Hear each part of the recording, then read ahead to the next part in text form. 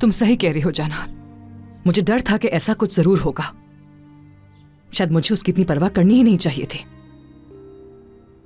अगर मैं उसको लेकर करीम के सामने इतना बड़ा मसला ना पैदा करती तो शायद करीम भी परवाह नहीं करता, उसके पीछे नहीं जाता।